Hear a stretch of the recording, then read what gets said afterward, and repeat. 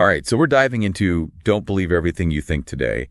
And from my quick skim, this book by Joseph Nguyen, it seems like it's going to be a deep dive into suffering and how to maybe even overcome it. Oh, absolutely. It really goes deep. It's not just like some fluffy self-help book. And Nguyen really lays it out there, promising that no matter who you are or what your life is like right now, this book, it can help you find true joy and love and peace and fulfillment, all of it. Wow. Okay, those are some serious promises. I'm always up for it, though. Yeah. So let's jump right in, starting with chapters 1 and 2, The Journey Begins, and Suffering Source. What are your first thoughts? Well, what struck me is that Nguyen, he's very clear from the start about the difference between pain and suffering. He uses that classic Buddhist analogy with the two arrows. I'm all ears. Tell me more. So the first arrow, it represents all the pain that life throws at us. Could be physical pain, emotional pain, or even just annoying stuff. The point is that first arrow, the pain, it's unavoidable. But then there's a second arrow. Okay, I'm hooked. What's the second arrow about? Well, the second arrow, it represents our reaction to the pain. It's all our thoughts, our stories, our judgments about that pain, all that mental noise that makes the original pain even worse, and it sticks around longer. That's suffering. And according to Nguyen, that second arrow, we can actually choose not to shoot it. Oh, that's powerful. And it reminds me of how Nguyen talks about his own life. He tried all those self-improvement things, but he was still anxious and negative all the time. So what changed for him? His big aha moment was realizing he'd been focusing on the wrong thing, trying to change things outside himself, trying to fix his thoughts. The real change happened when he got that it wasn't the events themselves that were causing him suffering, but his thinking about them. So it's not the coffee shop that makes us stressed. It's our thoughts about deadlines and traffic while we're just trying to sip our latte. Yeah, you got it. And in Nguyen, he uses a great example to make this point. He talks about two people sitting in, the same coffee shop, experiencing the same exact thing. One person's freaking out, having an existential crisis, totally spiraling, and the other person is just chilling, enjoying the view, the people watching, same coffee, same place, totally different stuff going on inside. Okay, I think I'm starting to get at it. It's not the outer stuff, it's how we react to it, how we interpret it in our heads. But if thinking is the problem, then, why do we even think? Chapter 3 is all about that, right? The mind's survival instinct. Exactly. And Nguyen makes it clear that thinking isn't bad in itself. In fact, it's a vital tool, it's helped us survive as a species. Think about our ancestors way back, on the savannah. They had to be alert all the time, scanning for danger, remembering past threats, and trying to predict what could hurt them. Thinking, their minds, that's what kept them alive. So our minds are kind of wired to focus on what could go wrong, to keep us safe. That's got to create a lot of anxiety for us today, right? The world is so different now. Exactly. It's like Nguyen says, it's like using a hammer to fix a watch. Powerful tool, the hammer, but not the right one for the job. Our minds, they're great at keeping us safe from physical danger, but not so great for handling the complexities of modern life or finding true inner peace. Which brings us to chapter 4, Thoughts versus Thinking. And this is where things get really interesting. Nguyen, he breaks down the difference between thoughts, like the neutral stuff in our minds, and thinking, the way we engage with and judge those thoughts. Can you explain that more? Absolutely. Think of it like this. Thoughts, they're like ingredients for baking a cake. Flour, sugar, eggs, they're just there. Neutral, with potential, Thinking, that's like when you take those ingredients and put them together, mixing, baking, creating something. But here's the thing, just like you can bake a good cake or a bad cake, depending on how you use the ingredients, you can create peace or suffering depending on how you work with your thoughts. Oh, I see. So it's not about trying to stop having thoughts altogether, which sounds impossible. It's about changing how we deal with them, right?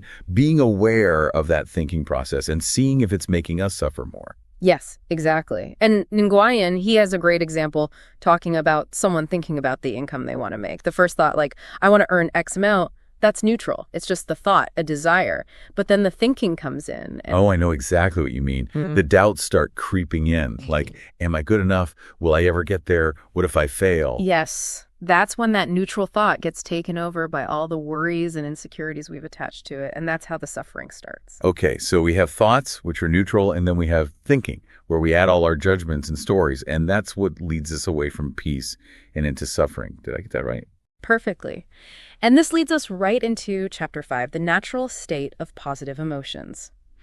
Nguyen, he challenges this idea that we need to, force ourselves to think positive, to feel good. He actually says that our natural state is joy, love, and peace. It's thinking, especially that kind fueled by fear, that messes with that natural state. Wow, okay.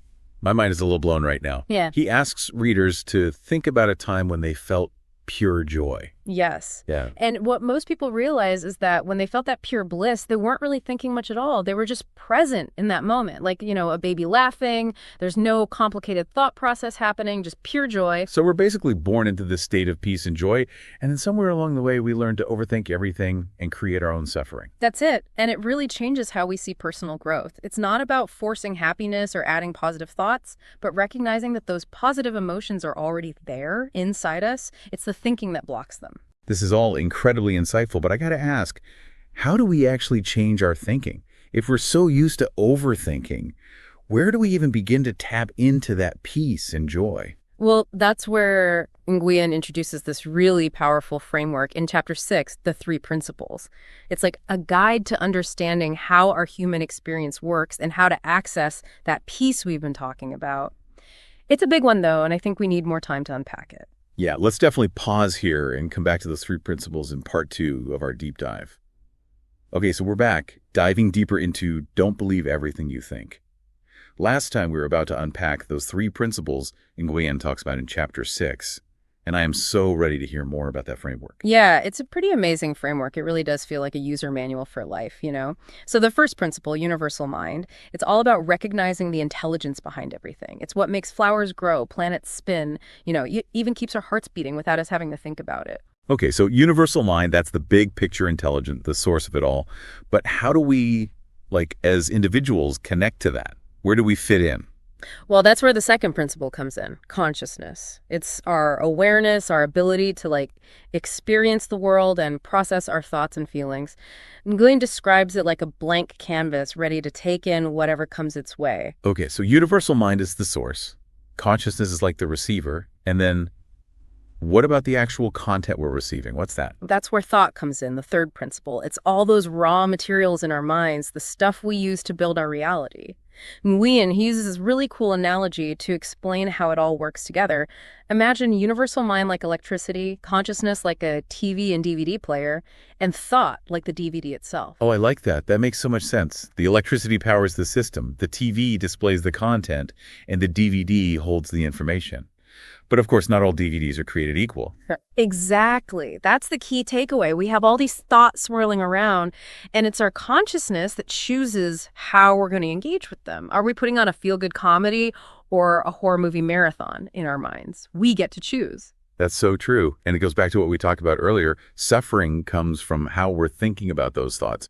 We're choosing to watch the horror movie and freak ourselves out. Right on. And another fascinating thing Nguyen points out is that our natural state, when we're not all caught up in thinking, is actually peace, love, and joy.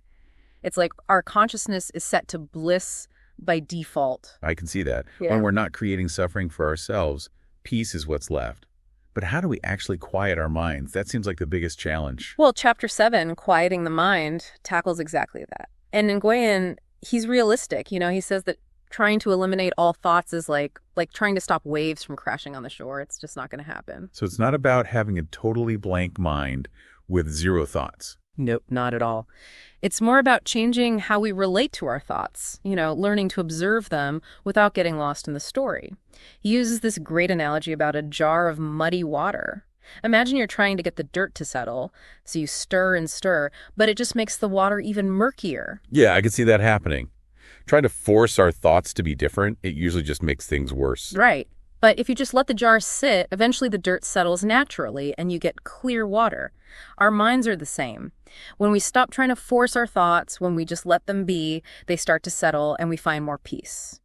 Okay, that's starting to click. Yeah. But then I start thinking, wait, if I'm not supposed to overthink, how am I supposed to, function in the world? Everything seems to require thinking and planning and analyzing. It's a common worry, and Nguyen gets that. In Chapter 8, Thriving Without Overthinking, he says that we actually do our best work when we minimize thinking, not when we maximize it. Really? How does that work? It seems counterintuitive. Yeah. Think about it. Have you ever been so absorbed in something, so in the zone, that you completely lost track of time? Maybe you were writing, painting, playing music, or even just having a really great conversation. In those moments, you weren't overthinking, you were just present, flowing with the experience.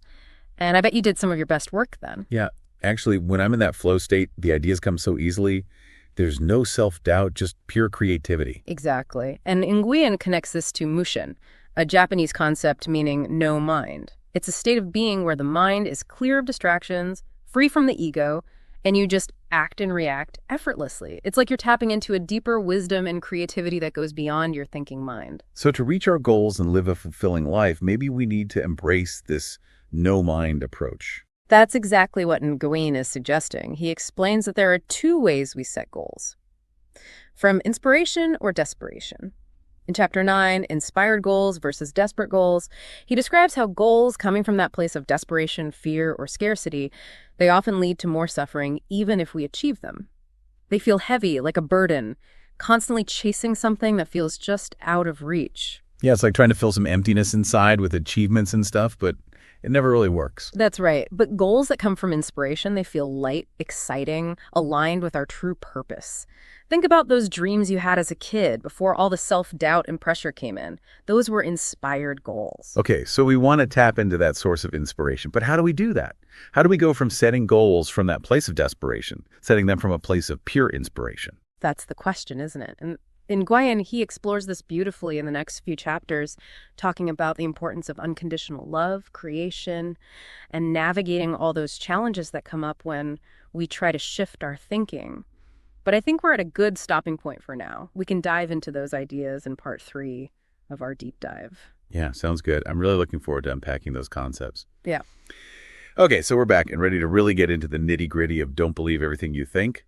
Last time we were talking about how to quiet the mind and tap into that natural peace and joy, and now I'm really curious about creating space for inspiration and, dealing with those challenges that pop up when we try to change our thinking.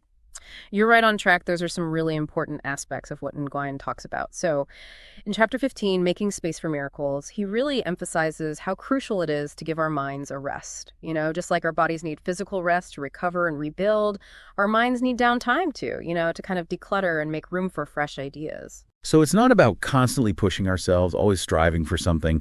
Sometimes we need to just be and let those aha moments come to us. Exactly. And Nguyen uses this really helpful analogy to illustrate that. He talks about a teacup that's already full, right? If you try to pour more tea into it, it's just going to spill everywhere. It's the same with our minds. When they're already packed with thoughts, worries, to-do lists, there's just no space for new ideas, inspiration, or even that quiet voice of intuition. Oh, I love that analogy. That's so clear. But it makes me wonder, didn't a lot of really brilliant thinkers and inventors, didn't they spend a lot of time, thinking? How does that fit with the idea of giving our minds a break? It's a good question. And it turns out that even those famous thinkers, they understood that sometimes you need to step back from the problem to find the solution. Nguyen talks about Thomas Edison, the inventor, He would purposely put himself into a state of mental stillness when he was stuck on something. He'd fall asleep holding these steel balls in his hand, and when they dropped, it would wake him up, often with a new idea in mind. Wow, that's like a 19th century brain hack. So he was basically using that technique to access a different way of thinking, one that wasn't bogged down with all that usual mental noise. Exactly. And Albert Einstein, the guy behind the theory of relativity, he was known to play the violin when he hit a wall with his work. It wasn't about forcing his brain to work harder, but about creating that space for inspiration to come through. This makes me think of all those times when I've been struggling with a problem, and then the answer just pops into my head while I'm out for a walk or doing something totally different. Exactly. Those aha moments. It's like our subconscious mind is working on the problem in the background. And when we give it room to breathe, the solution can finally surface. Okay, so making time for that mental rest, for those moments of quiet, that's super important. But what about when we actually start to quiet the mind and experience those glimpses of peace? What happens then? Doesn't that bring its own set of challenges? You're right. It's not always easy. In Chapter 16, what happens when you begin living in non-thinking? Nguyen addresses those potential obstacles head on. He says that for a lot of people, experiencing peace, real peace, can actually trigger anxiety. Oh, I can see that. We're so used to all the drama of our thoughts, that constant mental chatter, that when it gets quiet, it feels, kind of unsettling, like something's missing. Yeah, it's like our comfort zone becomes a discomfort zone. And of course, the ego, it doesn't give up easily.